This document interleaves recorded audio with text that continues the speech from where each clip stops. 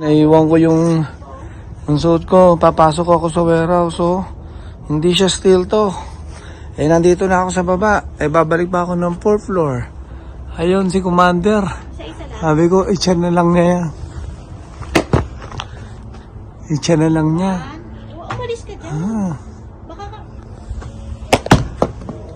Ayun. Lakas, medyo masakit sa kamay. Hey, bye-bye.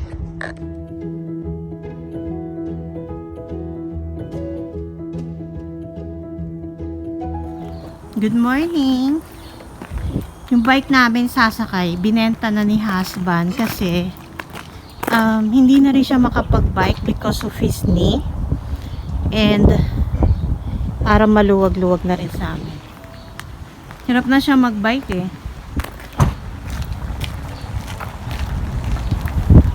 Bakit na yan? Ito yung ano oh. Teka lang. I-deliver na rin namin daw. Sabay pasyal. Sa may downtown pa.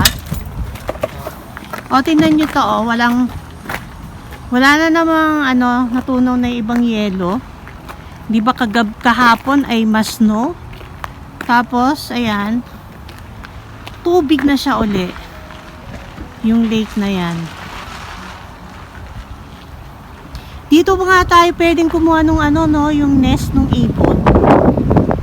Yung nest, yung mga tangkay, dry na tangkay. Naku, kasya ba? Pero ha, malamig, no? Do you need help? O taga-video lang ako. Ang lamig, no? Ang hangin. Iba ang lamig, oh. Oh my God. Wala naman akong dalang ano, gloves. Maaraw na ano. Oy, ito pa. Teka, ako ipapasok na sa ano kasi nagiginaw ako. Dito na akong kotse.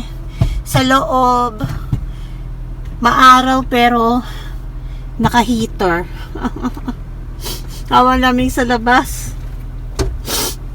Yan, sinisipon na naman. Dito kami sa side. Ito yung side, yun yung front na doon yung parking namin. Ayan yung ito yung unit namin. Teka daw ha. Grabe yung hilo ko kahapon. Buti na lang kahapon ba? Ah, hindi, nung makalawa pala ako na hilo. So ngayon, sasamahan ko lang si husband mag-deliver ng kanyang bike. Magkano ba to? 340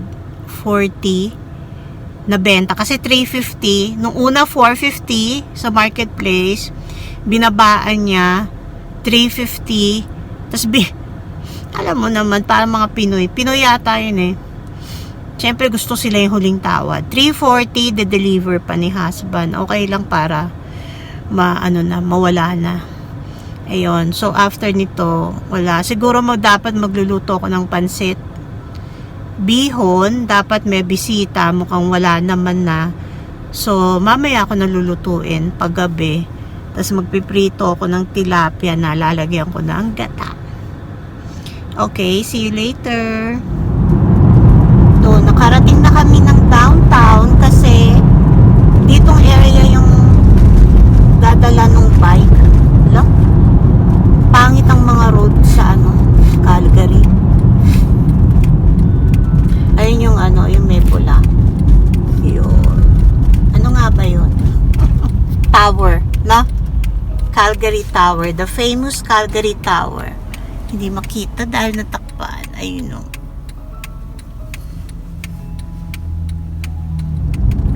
May mga gusto akong pasyalan dito sa downtown. Ang problem lang, kasi limbawa nilagay nila southwest o southeast. Ang haba-haba kaya nun, dire-diretso. So, tas syempre hindi kami familiar pa sa places. Lalo na dito sa downtown. So, nalilito ako ngayon kung ano yung pwede namin puntahan. Malapit na ba tayo? Malapit na daw kami.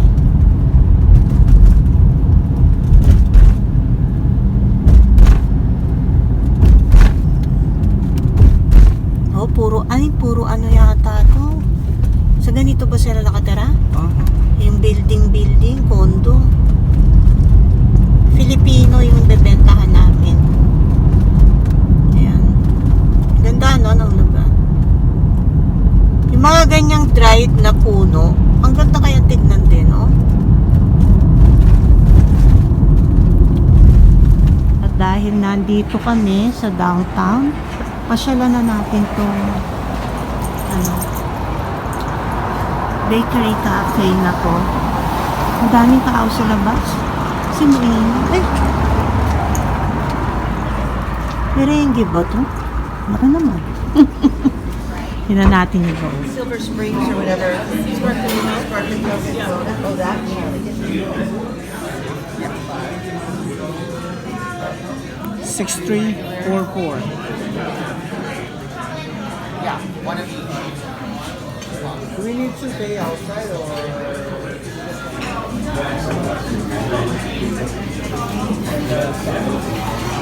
Ito yung sarang mabuhay.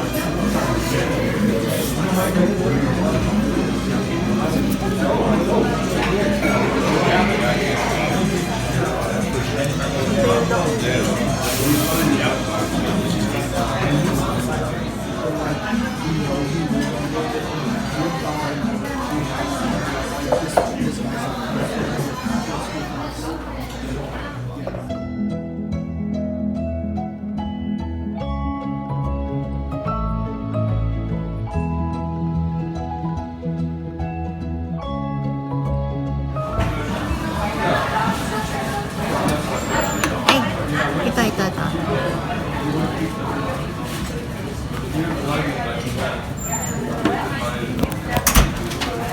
Creme brulee.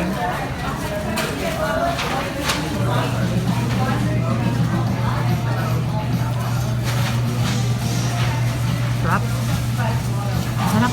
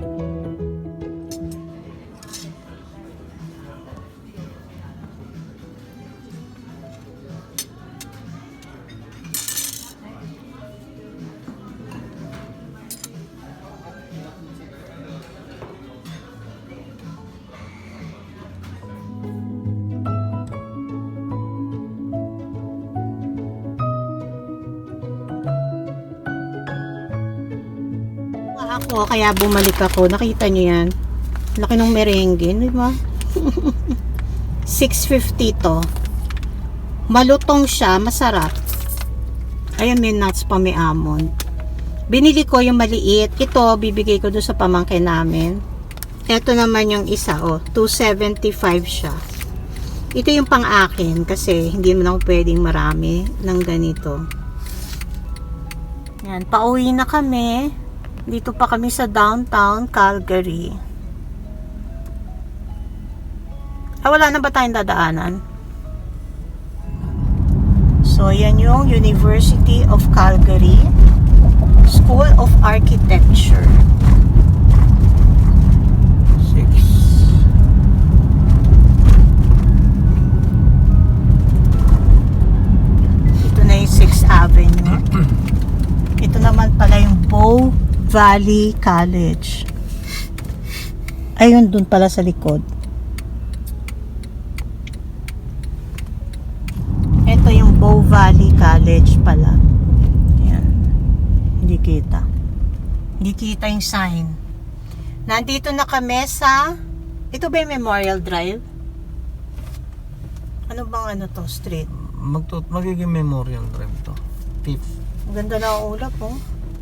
Ayun, oh. Parang addict si kuya. No? Nakatayo lang at Baliw na. naggaganong-ganon. Kawawa din naman misa yung mga ganyan.